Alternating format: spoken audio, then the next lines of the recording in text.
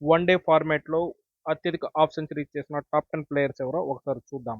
Number 10 Sourav Ganguly. India తరఫున 311 మ్యాచ్లు ఆడిన గంగూలీ మొత్తం 72 హాఫ్ సెంచరీలు చేశాడు. నెంబర్ 9 విరాట్ కోహ్లీ.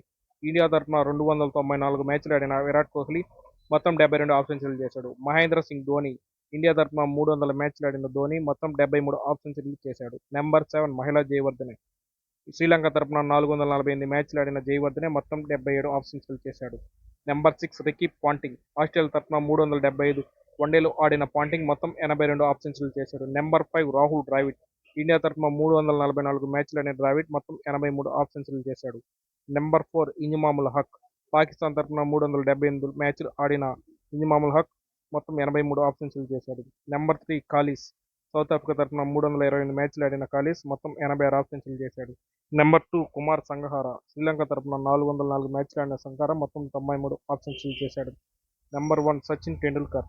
ఇండియా తరపున మొత్తం 463 మ్యాచ్లు ఆడిన టెండూల్కర్ మొత్తం 96 హాఫ్ సెంచరీలు చేశాడు. మరిన్ని ఇలాంటి ఇంట్రెస్టింగ్ వీడియోస్ కోసం మన ఛానల్ సబ్స్క్రైబ్ చేసుకోండి. Thank you.